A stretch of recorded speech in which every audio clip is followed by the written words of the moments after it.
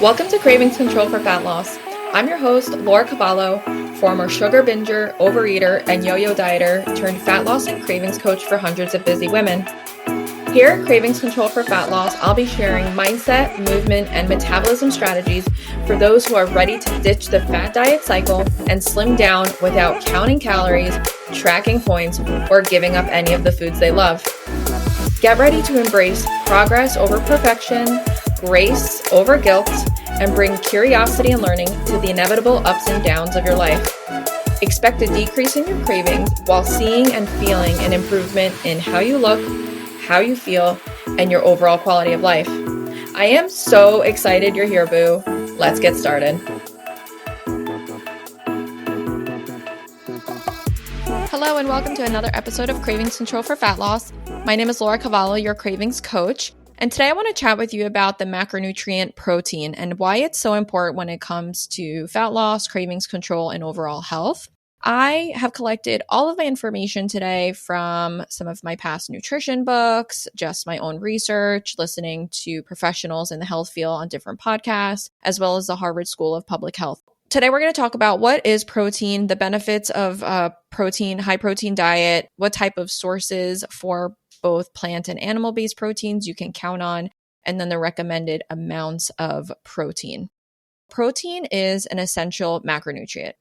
So we have three main macronutrients. We have protein, carbs, and fats. And carbs are carbohydrates. Today we're talking about protein, which is an essential macronutrient.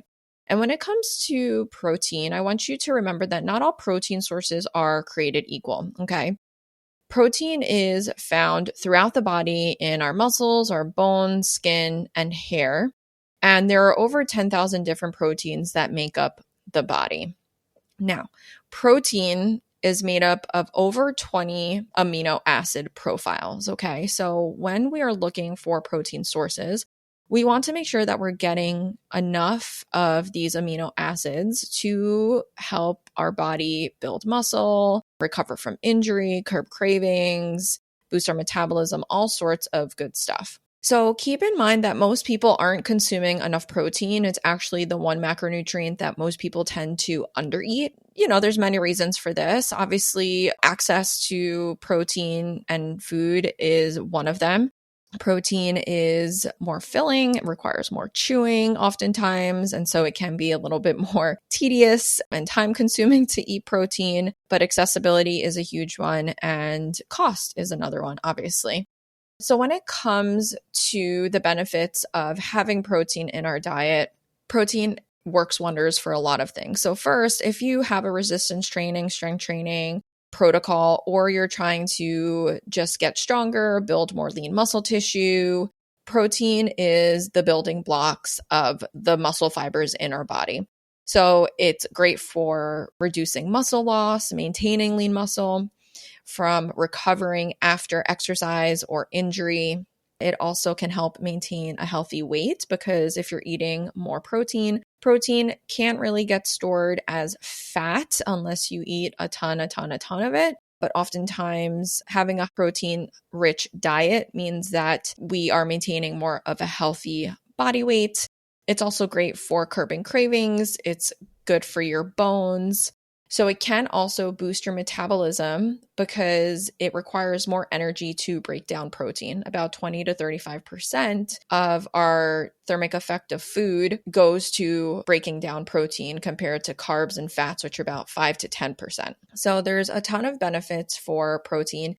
And when it comes to fat loss and cravings control, as I mentioned, protein is extremely satiating and filling. The more protein we eat, the less of the other macronutrients that we eat. And of course, we need carbohydrates, we need fat in our diet. We really want to prioritize protein as the main part of our Satisfull plates, right? That first part lean, a palm to 2 palm size amounts per plate to help us stay full, to help us feel satiated, and pairing that with your strength training routine to help build lean muscle tissue. So let's talk about some sources of protein. So there's both plant-based and animal-based protein sources. Animal-based protein sources are, most of them, complete proteins, okay? And they contain all 20 plus amino acids. Plant-based proteins diets often lack one or more of the essential amino acids.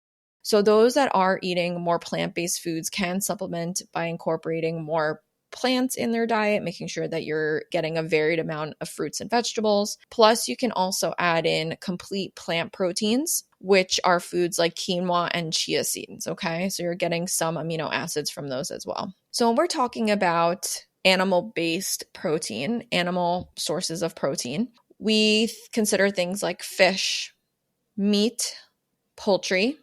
Okay, so that'd be beef, pork, turkey, chicken, fish, shellfish. Fish and poultry are going to be higher protein and lower in saturated fats, right? Versus red meat and dairy, that's going to be higher in protein, but also higher in saturated fats. We also have foods like processed meats, right? Like cold cuts and bacon and hot dogs and things like that.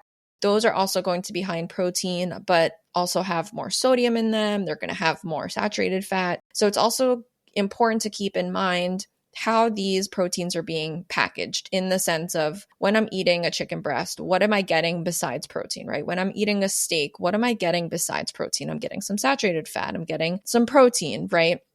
Same thing when it comes to dairy, right? I'm getting some protein, but what else am I getting in this cheese stick or this yogurt?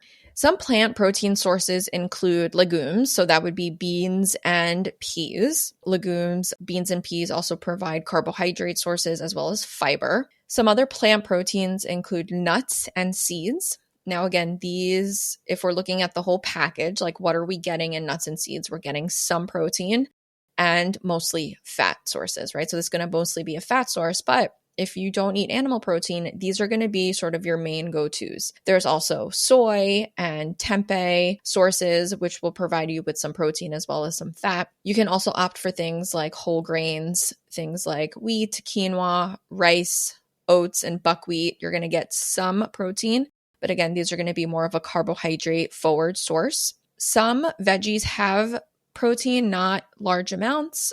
We want to pair them with a variety of fruits, vegetables, grains, and legumes so that we are trying to get as much of the complete protein as possible. So some veggies that have some protein will be corn, broccoli, asparagus, Brussels, and artichokes. Now, if you are more of a plant-based eater, I would recommend supplementing with a protein powder to make sure you're getting enough protein throughout the day. And as I mentioned, keep in mind that with these sources of protein, you're going to get other things, right? You're going to get some fat, you're going to get fiber, you're going to get carbohydrates. So start to familiarize yourself with labels. Okay, I'm picking up chicken breast. What's going on in this chicken breast? We've got high protein, no fat, no carbs. I'm going to pick up a chicken thigh. Okay, we've got some protein in here. We also have fat, right? I'm going to pick up canned chicken. What's in this canned chicken? You might see higher sodium, right? High protein. So start to just familiarize yourself. Okay, what's going on in some of these foods that I'm eating? Start to read labels, start to read ingredients just to get a little bit more familiar with what's going on in the foods that you're consuming. Now, if you followed me for any time, if you've listened to any of our previous recordings, you know that a big part of cravings control and fat loss is creating Satisfull plates. Satisfull plates is part of our proprietary method in which we help busy men and women create food plates for them for breakfast, lunch, dinner, and for snacks that will provide you with the nutrient-dense foods you need for fat loss, as well as giving you a little bit of cravings relief so that you feel satisfied with all of your meals and you can not binge, not overeat, and feel satisfied throughout your fat loss process. So in terms of recommendations, I always recommend clients have about a palm size to 2 amount of protein with each of their 3 main meals. So breakfast, lunch, and dinner, you want to aim for about a palm size amount of protein. And that can be anywhere from, for example, if we're talking about breakfast, it could be 2 to 3 eggs. It could be an egg with a bunch of egg whites. It could be yogurt. It could be a protein shake. If you're doing lunch, it could be a chicken breast the size of your palm. It could be tofu. It could be tempeh. It could be ground turkey. It could be ground chicken. So you really want to aim for a palm size amount of protein with each of your meals. Also, when you're going for snacks, think about half a palm to a 1 palm size amount with your snacks, again, to keep you full, to keep you satisfied, to help you with your fat loss and your cravings control goals. Now, we don't talk in terms of protein grams at Laura Cavallo Coaching. We coach all of our clients to use sort of like hand proportions and Satisfull plates. because when you're on the go, you're not walking around with a scale, you're not measuring your food at restaurants or when you're on vacation or on holidays. So we like to kind of use hand measures. But in general, if you are looking for sort of a percentage of how much of your calories should be coming from protein, you want to aim for anywhere between 25 to 40% for your daily calorie intake to be coming from protein. Now, of course, this is going to depend on also what your goals are. If you are an athlete going for strength and trying to build muscle, then you might have a higher portion of your calories coming from protein than, say, maybe an endurance athlete or a performance athlete who might need more carbohydrates to sustain their energy and their performance. If you're someone going for fat loss, I would recommend anywhere between 30 to 40% of your total calories coming from protein. Again, it's going to help keep you full, satisfied. It's very unlikely to get stored as fat, and it's going to help build that lean muscle tissue when you are strength training.